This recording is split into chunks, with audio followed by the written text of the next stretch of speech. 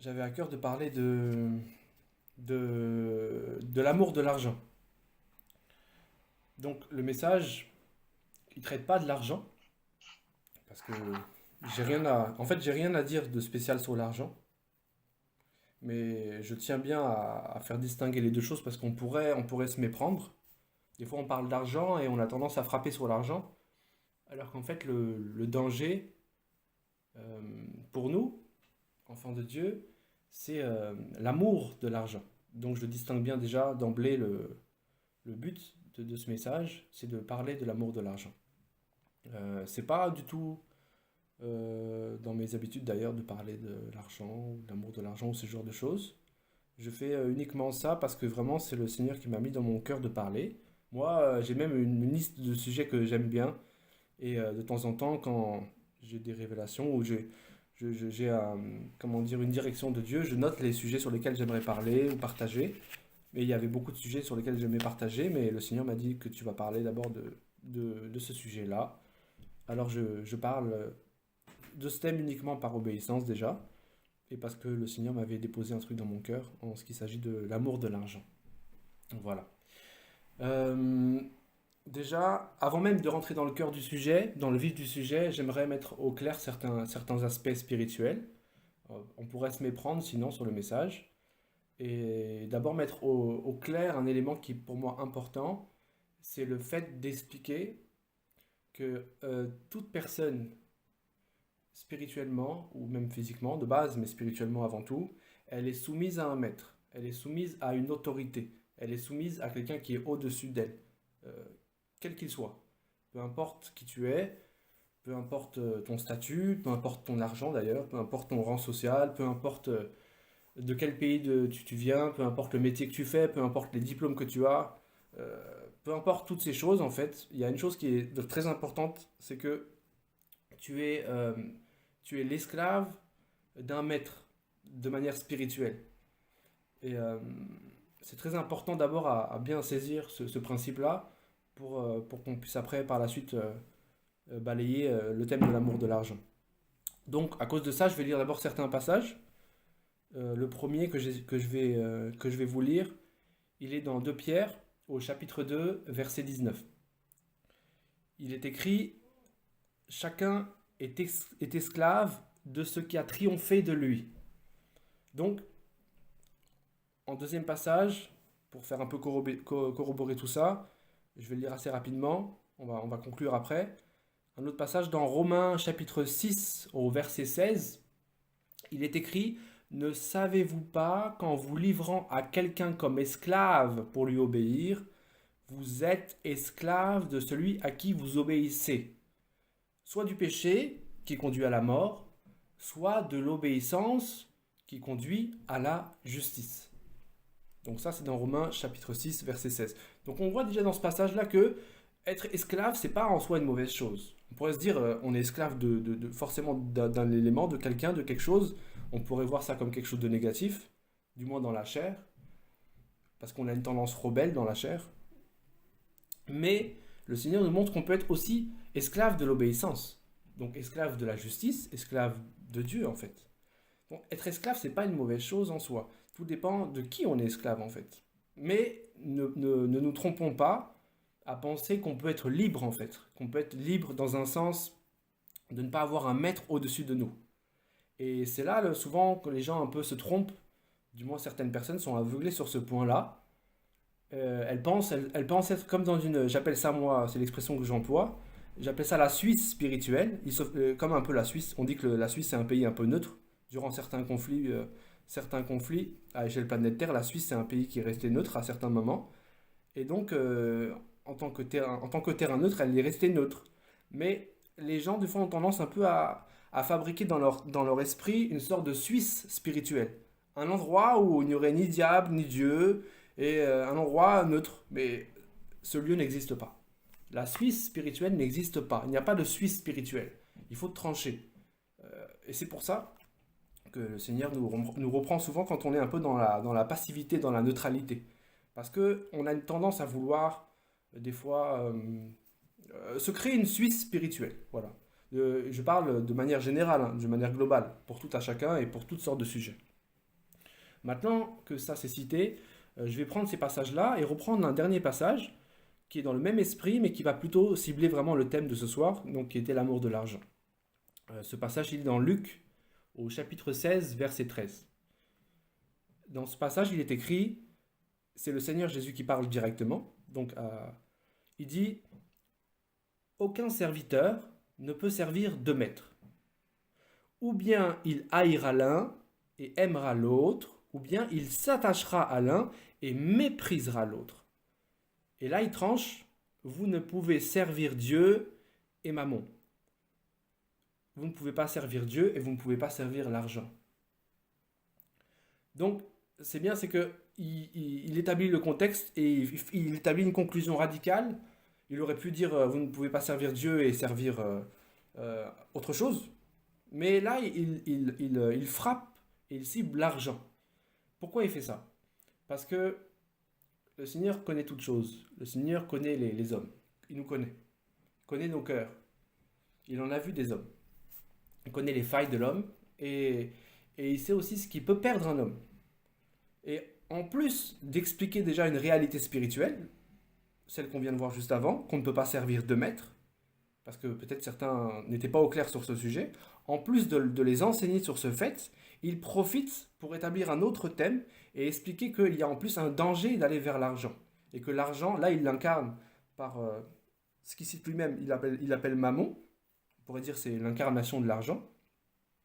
En tout cas, il conclut, il fait cette conclusion, et elle doit être importante pour nous, elle doit résonner comme un avertissement pour chacun d'entre nous. Donc, tout ça pour dire que la Suisse spirituelle n'existe pas, et qu'on est forcément contrôlé par un maître qui nous domine. Et que ce maître, donc, peut être l'argent. L'argent peut dominer un homme. L'argent, en tant que presque personne, presque en tant qu'entité. C'est pour ça que je distingue bien donc l'argent et l'amour de l'argent, qui sont deux choses radicalement différentes. L'argent n'est pas un problème en soi. L'argent, c'est un outil. L'argent a son utilité. Donc je ne suis pas là pour dire que l'argent est mauvais, loin de là. C'est pas du tout le thème. L'argent a sa place et l'argent doit justement rester à sa place. Le problème vient au moment donné où le cœur de l'homme commence à s'attacher à l'argent, commence à aimer l'argent, commence à justement faire de la place dans son cœur pour l'argent. Or, l'argent n'a pas à demeurer dans le cœur de l'homme. L'argent doit rester un outil entre ses mains. Et c'est la même chose pour beaucoup d'outils. Quand un outil commence à dominer l'homme, c'est qu'il n'est plus un outil. C'est maintenant l'homme qui est l'outil de la chose. Et là, c'est comme si on travestit en fait. On travestit tout ce qui doit être à sa place. Et on commence à se perdre. Parce que le cœur de l'homme est limité. Ça, c'est vraiment important. Le cœur de l'homme est limité dans sa place. Le cœur de l'homme n'est pas illimité. Il y a des prières qui nous le prouvent, qui nous montrent que déjà, Dieu nous recommande vraiment de garder nos cœurs, plus que toute autre chose. On connaît tous ces passages-là. Et il y a des prières aussi qui établissent le fait qu'on peut élargir son cœur, qu'on peut faire plus de place dans son cœur. Donc si on peut faire plus de place, c'est déjà qu'il y a une place limitée. Le cœur de l'homme n'est pas illimité. Le cœur de Dieu est illimité, parce que Dieu n'a pas de limite. Je parle bien du cœur de l'homme. Et si certains éléments viennent prendre la place dans le cœur de l'homme, alors forcément, Dieu perd de la place. Et Dieu veut toute la place. Le but de Dieu, c'est de prendre toute la place dans le cœur de l'homme, de s'installer dans son cœur. Et Dieu sait que l'argent, c'est comme une sorte de rival. C'est pour ça qu'on parle des fois d'idolâtrie avec l'argent, le fait d'aimer l'argent, la cupidité, le fait d'apprécier ça. Peu importe vers quel moyen on va vers l'argent, l'argent au final peut nous détourner, peut détourner notre cœur et peut voler la place de Dieu dans nos cœurs. Il y a une parabole qui illustre ça, et là elle est assez radicale d'ailleurs. C'est dans Matthieu chapitre 19, verset 24. Là le Seigneur, c'est encore lui qui parle. Il parle à ses disciples, il parle à des gens qui sont autour de lui. Et il dit, je vous le dis encore, il est plus facile à un chameau de passer par le trou d'une aiguille qu'à un riche d'entrer dans le royaume de Dieu. Donc c'est assez fort. Si on prend la phrase comme ça grossièrement, on peut peut-être certains à cette époque-là, hein, c'est possible, se sont dit, mais en fait les riches peuvent pas aller ne peuvent pas être sauvés. Les riches ne peuvent pas accéder en tout cas au royaume de Dieu. Parce que la parabole est vraiment radicale. On parle du trou d'aiguille, on parle de quelque chose d'infime, on parle d'une chance, c'est limite comme presque gagner au loto en fait. Mais c'est pas la richesse qui est un problème. Je tiens à répéter vraiment ça. La richesse n'est pas un problème. Dieu n'a rien contre les riches. Dieu aime les riches, Dieu aime les pauvres, Dieu aime tout le monde. Dieu veut sauver tout le monde. Le plan de Dieu, c'est de sauver un maximum d'âmes, avec de l'argent ou sans argent. C'est pas le problème. Mais Dieu connaît le cœur de l'homme. Et le problème, c'est que euh, l'homme s'attache à l'argent. Et il y a plus de chances qu'un homme riche donc s'attache à l'argent. Malgré tout, par la force des choses, avec le temps, il y a un plus grand risque pour lui. Et Dieu le sait. Maintenant, ça ne veut pas dire que forcément, une personne qui a une certaine richesse, qui a effectivement certains biens, est attachée à l'argent. Pas du tout. Il y a aussi des gens, il existe des personnes qui n'ont pas d'argent du tout et qui aiment l'argent. Attention, il y en a, ils n'ont rien dans le portefeuille, ils n'ont rien dans les poches, mais ce sont des gens qui aiment l'argent. Pourtant, ils n'ont pas l'argent. Attention. Donc, l'idée, c'est pas de dire que telle personne a l'argent et telle personne n'a pas d'argent, c'est plus, ça va, elle est tranquille parce qu'elle n'a pas d'argent. Celui-ci a beaucoup d'argent, c'est dangereux pour lui. Pas du tout. Il ne faut pas se fier aux apparences. Je cible bien le thème aussi, c'est l'amour de l'argent. Et l'amour, ça vient du cœur. Donc, je parle du cœur de l'homme. Le cœur de l'homme peut s'attacher à ces choses. Avec une pièce dans sa poche ou avec des comptes en banque remplis, son cœur peut s'accrocher ou peut se détacher de ces choses. C'est important que chacun juge son propre cœur. Parce qu'on ne peut pas regarder le cœur de son prochain. On peut certainement, c'est vrai, sur certains faits et gestes, examiner certaines personnes, leurs tendances, ce genre de choses. Mais au fond, il n'y a que Dieu qui voit à quel point l'argent a pris possession en fait d'un homme. Parce que c'est ça, l'argent peut contrôler un homme. L'argent peut prendre la place de Dieu. Et c'est ça le danger. Et Dieu ne veut pas ça. Dieu veut toute la place dans notre cœur. Et c'est pour ça que je voulais vraiment mettre en lumière cette parole. Notre cœur, c'est comme un terrain. C'est comme un potager sur lequel on fait pousser des plantes. Et Dieu veut son potager. Dieu veut qu'on fasse pousser toutes les plantes qui correspondent à son royaume. Mais l'argent, elle est comme un peu une mauvaise herbe. Elle prend la place. Elle prend la place qui doit être donnée à Dieu dans nos cœurs. Et ça, c'est vraiment un fait. Il faut en prendre compte. Maintenant, j'aimerais parler d'un autre sujet pour montrer à quel point Dieu déteste en fait l'amour de l'argent, le fait qu'un homme s'attache à l'argent. Pas l'homme qui aime l'argent, mais bien le fait que l'homme peut s'attacher à l'argent. Dieu déteste ce fait. Dieu déteste cela. Et j'aimerais d'abord qu'on prenne des passages. On va prendre des passages pour mettre en avant ça et puis on va essayer d'en tirer quelque chose. Le premier passage que j'avais noté, que j'aimerais qu'on lise, c'est dans 1 Corinthiens, chapitre 5, au verset 11. 1 Corinthiens, chapitre 5, verset 11. Je lis dans la version Parole vivante, mais c'est relativement similaire avec la Louis II. Si vous avez la Louis II, peu importe. L'essentiel est là.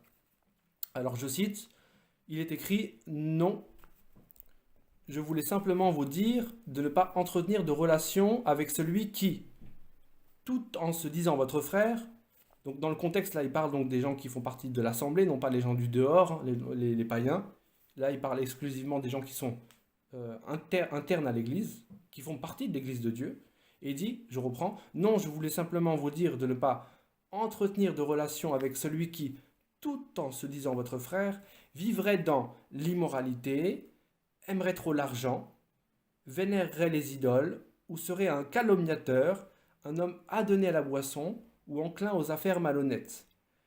Avec des gens de cette sorte, il vous faut rompre toute communion et ne pas même prendre de repas ensemble. Je vous dis sincèrement, ce passage-là, quand je l'ai relu, j'ai eu peur.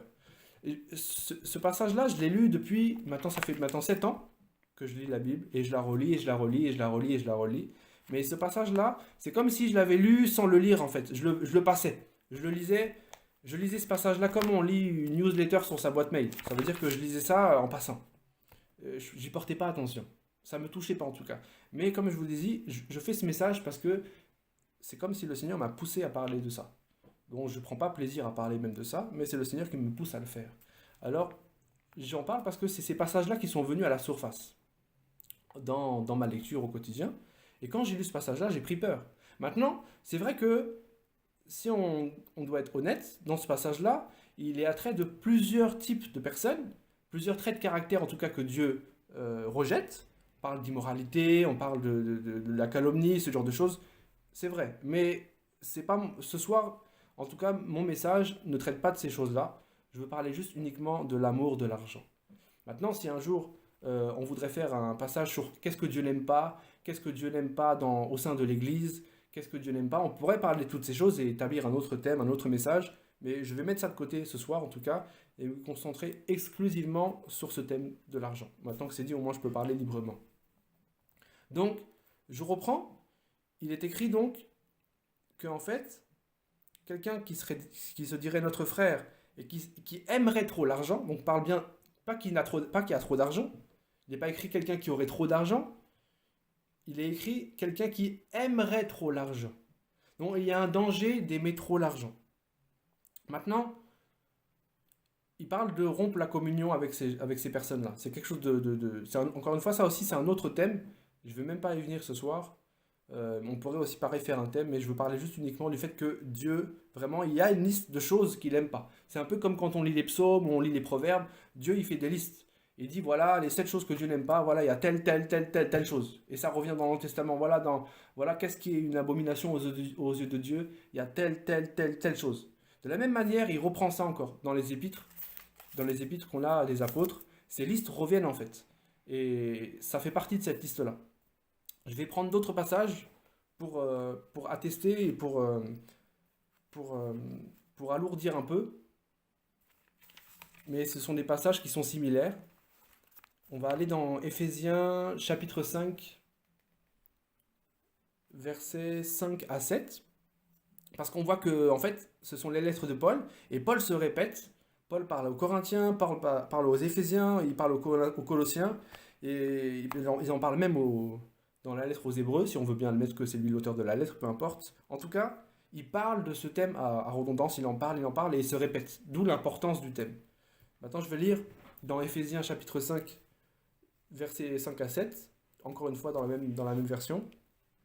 Il est écrit, car, sachez-le bien, ni vicieux, ni indécent, ni avare, qui idolâtre son argent, ne saurait prétendre un héritage dans le royaume du Christ et de Dieu.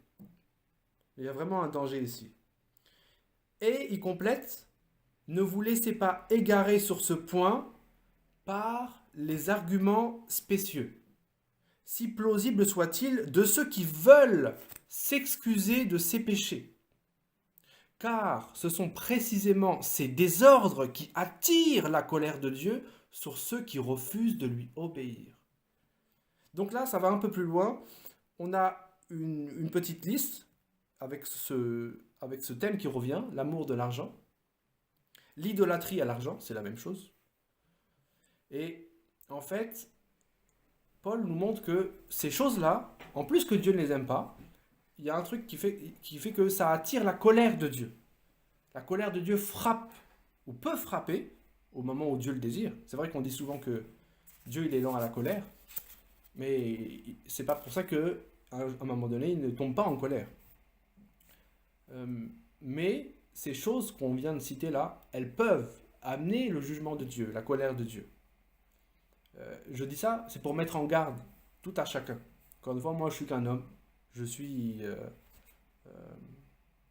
peux être la victime de la colère de Dieu aussi bien sur ces thèmes que n'importe qui d'entre nous. Je ne suis pas à l'abri en fait. Mais justement, comme je connais mon cœur, j'ai un cœur d'homme. Aujourd'hui, à l'heure d'aujourd'hui, si je devrais me scanner par rapport à l'amour de l'argent, je crois que je suis tranquille.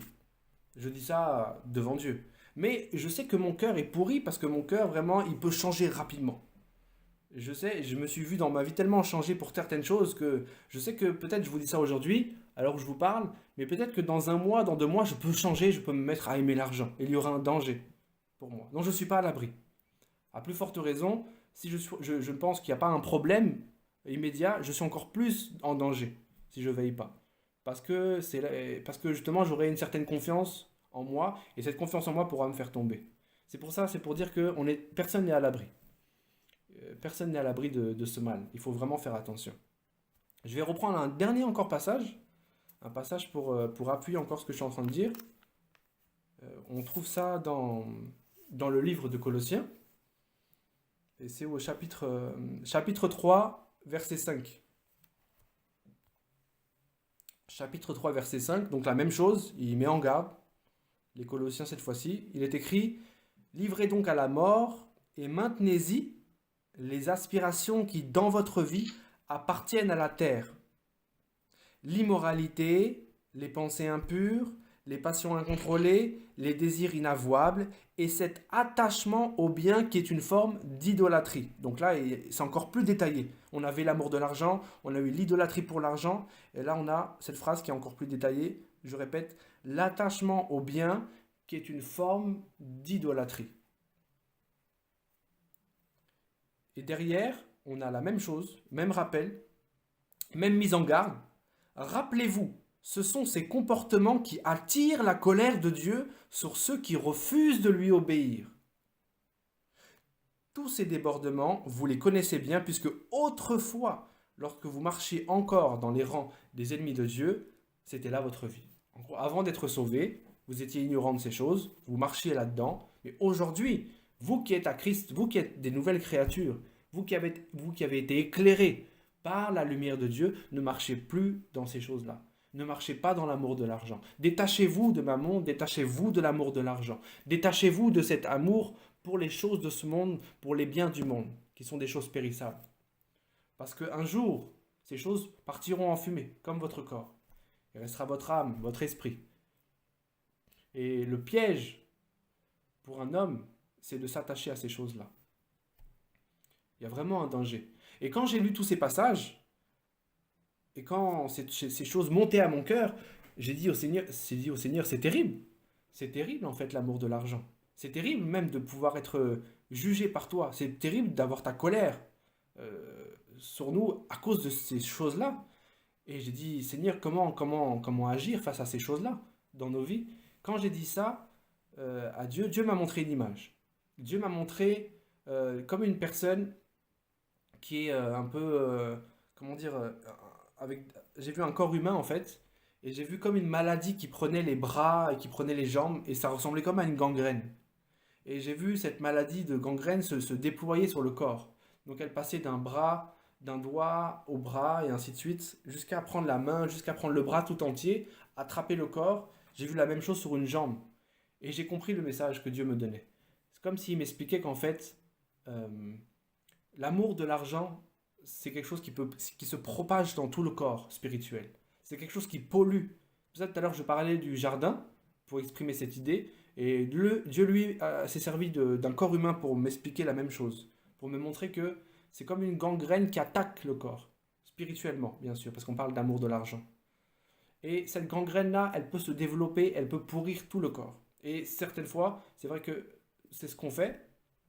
Quand quelqu'un a une gangrène ou une maladie grave qui attaque son corps, on coupe le membre qui est malade. Et on fait pas ça pour faire du mal à la personne, mais quand on fait ce genre de choses, c'est parce qu'il y a une certaine urgence, et c'est pour éviter que tout le corps soit atteint. Pour éviter que tout le corps tombe malade, on coupe. Et c'est comme ça qu'on agit. C'est comme ça qu'on agit dans le physique quand il y a un danger. Et le Seigneur me montrait en tout cas, et c'est ce qu'il m'a montré, que par rapport à l'amour de l'argent, il y a vraiment un grand danger quant à la propagation de cette chose-là. Ne serait-ce qu'au moins au niveau du corps déjà, au niveau du corps spirituel de la personne. Et je comprenais en fait, quand j'ai vu ce message, que l'amour de l'argent, c'est quelque chose qui est à la racine en fait de plein d'autres choses. Et c'est confirmé par ce fameux passage que je pense tout le monde connaît, quand il est écrit dans 1 Timothée, au chapitre 6, verset 10, je cite, l'amour de l'argent car l'amour de l'argent, pardon, est une racine de tous les maux. Et quelques-uns, en étant possédés, se sont égarés de la foi et se sont jetés eux-mêmes dans bien des tourments. Donc, en fait, ce passage-là un peu confirmait l'image que le Seigneur m'avait donnée, qui expliquait que l'amour de l'argent, c'est quelque chose qui est à la racine, qui est vraiment dans les sous-bassements, qui peut atteindre les fondements de nos vies. Et c'est pour ça que c'est dangereux. C'est pas quelque chose qui est à la surface. Certes, on le voit à la surface, on peut le voir dans les faits, dans les actions, mais le problème, c'est que c'est quelque chose qui peut aller très en profondeur dans nos êtres spirituels et qui peut donc polluer complètement notre foi, notre vie de foi, nos aspirations et notre amour pour Dieu. Et c'est pour ça que Dieu nous met en garde. Dieu nous met en garde parce qu'il connaît, il sait comment ces choses fonctionnent, il sait comment ces choses peuvent voler le cœur de l'homme. Et je pense qu'il y a, dans la parole, il y a beaucoup d'exemples qui nous montrent ça. Il y a beaucoup d'exemples pratiques. Là, c'est du théorique, mais dans la pratique, déjà dans nos vies, on peut le voir, mais dans la parole de Dieu, qui est aussi notre exemple, on peut voir beaucoup d'histoires où l'amour de l'argent a été la racine de certains problèmes. L'amour de l'argent n'a pas été le problème, en fait, qui a débordé de l'iceberg. L'amour de l'argent n'a pas été la chose qui a été visible et qui a poussé les hommes à pécher, mais elle a été le péché qui a poussé, qui a amené d'autres péchés. C'est pour ça qu'on parle de racines, c'est très important. Je vais prendre l'exemple, par exemple, de Géasi. Tout le monde connaît l'histoire. J'ai cité dans 2 Rois chapitre 5, j'ai marqué de versets 19 à 27. On ne va pas lire parce qu'on n'aura pas le temps. Ce serait trop lourd, il y a beaucoup d'exemples, mais je cite juste les versets si quelqu'un veut plus tard lire de son côté. Mais en tout cas, on connaît tous l'histoire. Cet homme-là, Géasi, était à côté d'un homme de Dieu. Il était il était à la bonne place. Il était à côté d'un homme de Dieu. Euh, Cet homme-là, malheureusement, on connaît l'histoire. À un moment donné, il a menti à l'homme de Dieu. Et en mentant, c'était comme une certaine désobéissance. Mais en plus de la désobéissance, il y avait eu mensonge. À cause de l'amour qu'il a eu pour les biens, à cause de l'amour qu'il a eu pour certaines richesses, il a menti à l'homme de Dieu. Il a menti au prophète qui était à ses côtés. Et en fait, Dieu a puni ce mensonge-là au travers de l'homme de Dieu, du prophète, par la lèpre. On connaît tous l'histoire. Mais on voit que le mensonge a été l'instrument. Le mensonge a été puni. Mais en fait, c'est pas le mensonge en lui-même qui a été la cause, la racine de tout ça. Ce qui était derrière tout ça, ce qui a poussé cet homme-là au mensonge et au compromis en fait. Il a compromis sa foi, il a compromis même sa destinée. Il a compromis le plan que Dieu avait pour lui. Il a compromis énormément de choses dans sa vie à ce moment-là. Mais c'est pas le mensonge en tant... Le mensonge a été puni, mais ce n'est pas le mensonge qui était la cause. La cause, c'était que cet homme-là aimait l'argent.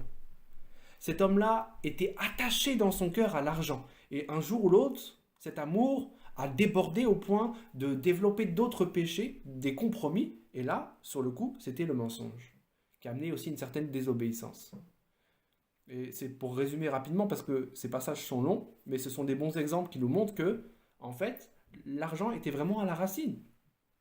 Je crois qu'on a un autre exemple frappant, que aussi, encore une fois, tout le monde connaît, mais je vais quand même citer le passage au cas où certains n'auraient pas les références ou voudraient lire tranquillement.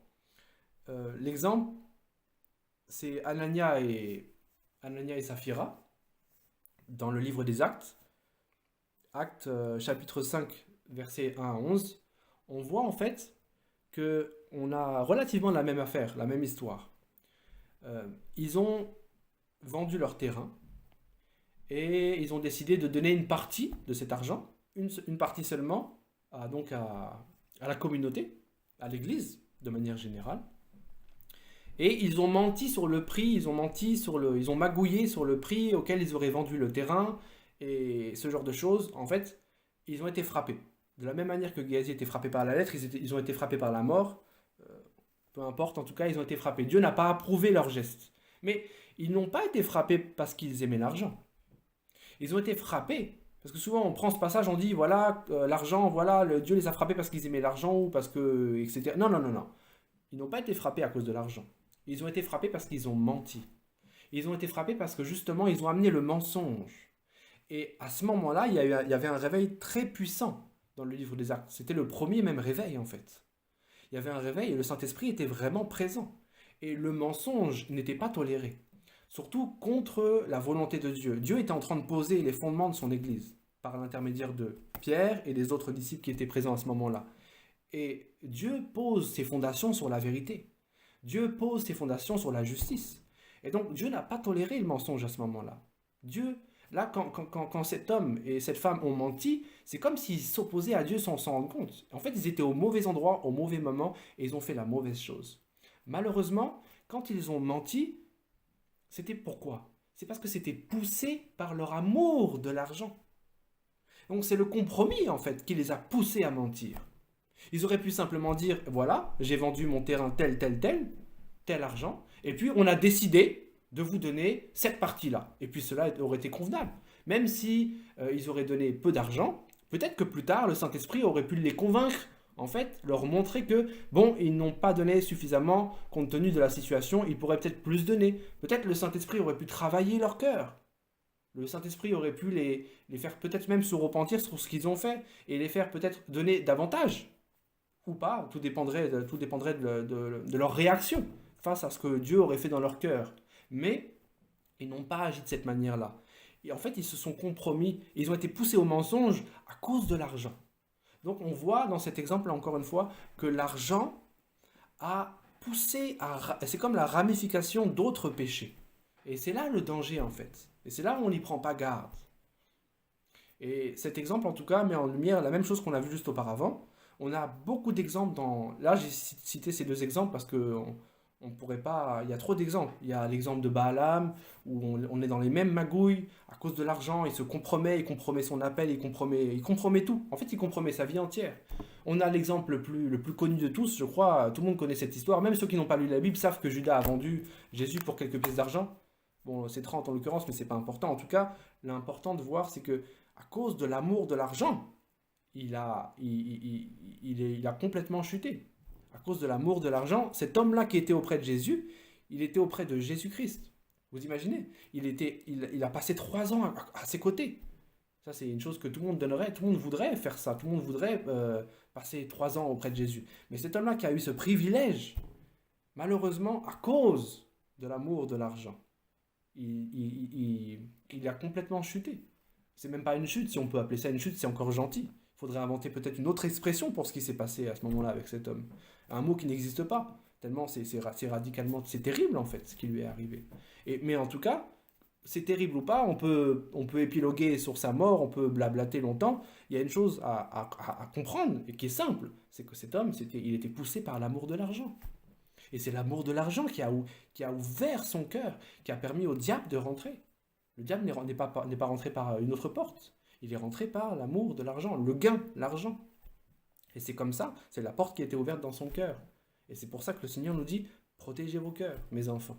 Protégez vos cœurs.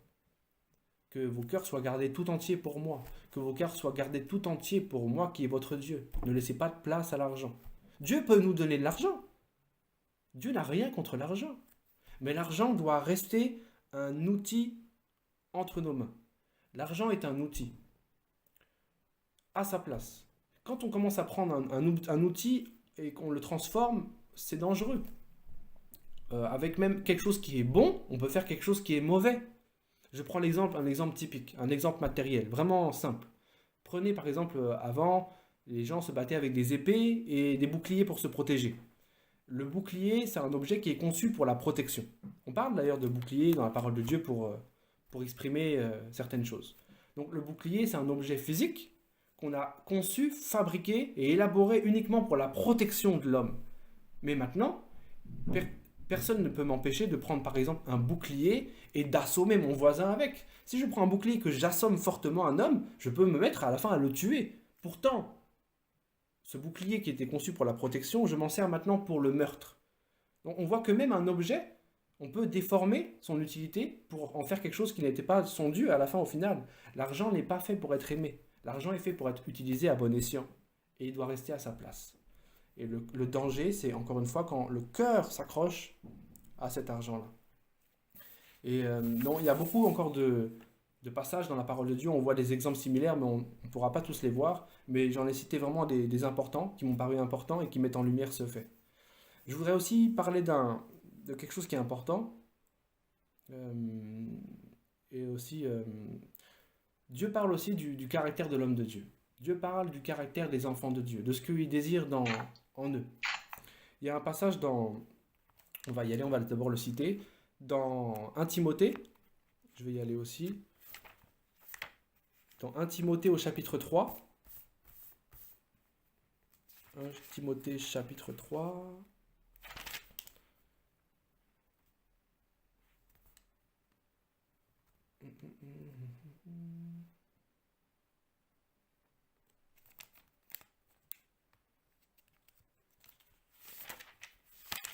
1 Timothée chapitre 3, verset 3. Mais avant, je vais relire quand même le contexte. Donc là, Paul écrit une lettre à Timothée et il définit certains traits de caractère qui doivent ressortir, qui sont vraiment importants pour un homme qui veut avoir une certaine charge ou être établi à un certain ministère, peu importe en tout cas. Et il y a une certaine définition de caractère qui revient ici. Encore une fois, je ne veux pas m'attarder sur le reste, je veux rester uniquement sur mon thème, mais je lis quand même pour le contexte. Donc il écrit, c'est Paul qui s'adresse à Timothée. Pour passer à un autre point, celui qui aspire à être dirigeant dans une assemblée a une noble ambition. Cette parole est vraie, il faut toutefois que chaque dirigeant soit un homme jouissant d'une réputation inattaquable. Époux fidèle d'une seule femme, sérieux, réfléchi, discret, courtois, maître de lui-même, qui soit hospitalier et possède le don d'enseigner. Il ne doit aimer ni le vin ni les querelles. Au contraire, qu'il ait l'esprit pacifique et conciliant, qu'il fuit les polémiques et les controverses. La suite, que l'amour de l'argent n'ait aucune prise sur lui. Je termine juste par ce passage, que l'amour de l'argent n'ait aucune prise sur lui. Donc avant, il cite certaines choses, qu'il soit comme ci, qu'il soit comme ça, qu'il soit comme ci, qu'il soit comme ça. Voilà, on a un portrait, un portrait rapide de ce que Paul demande. Mais là, en tout cas, c'est pour ça que j'aime bien aussi cette version. Peut-être que c'est écrit différemment sur d'autres, mais là, j'ai cette phrase qui revient. Il est écrit donc que l'amour de l'argent n'ait aucune prise sur lui. Donc il n'a pas juste dit qu'il n'aime pas l'argent ou que l'argent soit à sa place, mais que l'amour de l'argent n'ait pas de prise. Pourquoi? Parce que comme on voyait tout à l'heure, l'amour de l'argent, c'est une prise, c'est un vecteur, c'est un passage pour d'autres choses qui peuvent être. Donc c'est vraiment un vivier, c'est une source de péché. Et en tout cas, c'est écrit ici noir sur blanc que de tels hommes ne peuvent pas donc être affectés à une certaine autorité selon Dieu. L'amour de l'argent, c'est quelque chose de dangereux. Et il faut vraiment y faire attention. Ça, c'était vraiment bref. Je voulais le définir parce que c'est important. Comme ça revient sur ces listes-là. Mais encore une fois, je reste juste sur le thème de l'argent. Je voudrais juste terminer ce message aussi par un encouragement. Parce que là, c'est vrai que j'ai cité c'est beaucoup de la mise en garde face à nos cœurs et ce que Dieu demande de nous. Maintenant, ce message, c'est pas qu'une mise en garde, c'est aussi un encouragement. Et j'aimerais encourager tout le monde ce soir, tous ceux qui m'écoutent, tous ceux qui écouteront ce message. Dieu n'est pas fou. Dieu n'est pas fou. Quand il nous demande de ne pas aimer l'argent, quand il nous demande de ne pas être accroché à l'argent, c'est que derrière, il sera toujours là pour nous soutenir. Il sera toujours là pour amener son filet, sa grâce. Il peut nous porter. Je vais d'abord lire un passage avant d'aller plus loin sur cet encouragement. Dans Hébreux, au chapitre 13, versets 5 à 6, il est écrit « Ne laissez pas l'amour de l'argent influencer votre conduite. Contentez-vous de ce que vous avez. Dieu lui-même a dit « Je ne te laisserai pas, non, je ne t'abandonnerai pas. » Aussi pouvons-nous dire avec assurance « Le Seigneur me vient en aide, je n'ai donc rien à craindre. » Donc, si Dieu nous met en garde, Dieu nous met en garde contre l'amour de l'argent. Dieu, on voit que, on a lu tous ces passages ensemble, c'est dur. Quand on lit ça, quand même, ça fait peur. Moi, ça me fait peur personnellement. Il y a des passages qui me font peur. Et je me dis, si Dieu déteste ça, Dieu met en garde, Dieu dit qu'il amène, sa colère peut arriver sur de telles personnes, que voilà ce qui se passe quand tu aimes l'argent, voilà ce que Dieu peut faire, voilà ce qui peut t'arriver. On a vu les exemples dans la Bible de personnes qui ont été prises par ces choses-là. C'est quand même quelque chose qui fait peur. Et Dieu répète et répète et répète et répète inlassablement, attention. Donc, c'est que Dieu nous dit de ne pas aller dans cette direction. Mais en même temps, réfléchissons. Si Dieu nous dit de ne pas aller dans cette direction, c'est que forcément il a établi quelque chose pour nous dans l'autre direction. Si Dieu nous dit attention, n'allez pas là-bas, c'est qu'il sait très bien donc on va aller dans l'autre direction, c'est-à-dire ne pas s'attacher à l'argent. Donc ça veut dire que quelqu'un n'est pas obligé en fait de s'attacher à l'argent. Ça paraît bête à dire, mais on n'est pas obligé en fait de s'attacher à l'argent. Dieu a pourvu aussi pour nous. Dieu n'est pas fou. Dieu ne va pas nous laisser misérables. Dieu ne va pas nous laisser mourir de faim. Dieu peut pourvoir à nos besoins. Et il le dit dans sa parole, quand il parle du fait qu'il ne faut pas chercher les mêmes choses que les païens cherchent. Pourquoi? Parce que justement, lui, il prendra soin de nous. Tous ces messages, ce sont des encouragements. Dieu nous met en garde face à ne pas aller dans une direction, mais il faut aussi y voir derrière un encouragement pour nous et un repos. Le fait de se dire que si Dieu ne veut pas que j'aille là-bas, alors je n'ai rien à craindre à aller de l'autre côté. Dieu ne m'en voudra jamais et Dieu me rattrapera. Dieu pourvoira mes besoins. Dieu ne peut pas me punir si je vais là-bas et en même temps, là-bas, j'aurai la famine et la ruine. Dieu ne veut pas que je marche sur un fil. Donc, c'est aussi un encouragement pour nous de se dire si Dieu peut agir de manière terrible si on va dans un chemin qui est l'amour de l'argent, certainement Dieu prendra soin de nous si on marche vers l'autre chemin, qui n'est pas de rejeter l'argent, mais qui est de ne pas s'accrocher à l'argent dans notre cœur et l'utiliser simplement. Peu importe la quantité qu'on en a, et peu importe ce qu'on en fait, que nos cœurs ne s'attachent pas à l'argent. Et pour moi, je trouve vraiment, en tout cas pour ma part, que c'est vraiment un encouragement. C'est pas juste un message de colère venant de Dieu. Ça, c'est encourageant de savoir que, en fait, Dieu est capable de prendre soin de nous. Si Dieu nous recommande de ne pas aller dans cette direction, Dieu veut vraiment donc qu'on prenne l'autre direction. Je me répète, mais c'est vraiment important. Dieu veut qu'on aille dans l'autre direction et qu'on se détache de ces choses. J'aimerais juste terminer par un passage. On peut s'en servir comme d'une prière. Personnellement, moi, dans ma vie pratique, je m'en sers comme d'une prière. Quand les soucis de l'argent viennent, quand je pense à mon lendemain, quand je pense au fait que peut-être que j'aurai pas assez d'argent pour faire telle chose, quand le diable peut-être tente de m'accabler avec ces choses-là, ce qui peut arriver à tout le monde, alors moi personnellement, je vais dans Romains chapitre 8 et verset 39. Je vais juste faire cette prière aussi avec vous, faire la prière que je fais habituellement avec Dieu, et je la personnalise un petit peu. D'abord, je vais la lire. Dans ce passage, il est écrit: Car j'ai l'assurance que ni la mort, ni la vie, ni les anges, ni les dominations, ni les choses présentes, ni les choses à venir, ni les puissances ne pourraient me séparer de l'amour de Christ. En fait, moi, je me sers de ça pour dire que il y a ce passage-là où il est cité ni les choses présentes, ni les choses à venir. Donc, en fait, les choses qui sont à venir, c'est quoi? C'est le futur. Et dans le futur, il est compris toutes ces choses-là. Le manque d'argent, le manque de ressources. Toutes ces choses-là, pour moi, sont contenues dans les choses à venir. Tout ce qui est à venir et qui pourrait créer pour moi un tourment, un souci, je peux le rejeter avec ce genre de prière. Donc c'est juste pour dire que Dieu nous demande aussi, face à ces choses-là, face à cette tentation, face à ces soucis qui peuvent aussi être des portes, qui peuvent frapper nos cœurs et ouvrir une brèche, et qui permettraient malheureusement à l'amour de l'argent de s'immiscer, on peut aussi prier efficacement contre ces choses afin de rester ferme et rester là où Dieu nous demande de rester. Et donc de maintenir l'argent à sa place. Comme Jésus avait bien répondu avec une grande sagesse aux pharisiens qui venaient le piéger, il avait dit: donnez à Dieu ce qui est à Dieu et donnez à César ce qui est à César. faisons la même chose avec l'argent. Laissons l'argent là où il doit être, à sa place. Voilà. J'espère que ce message aura encouragé certains. Et encore une fois, que ce message aura mis aussi en garde certains face au danger de l'amour de l'argent. Amen.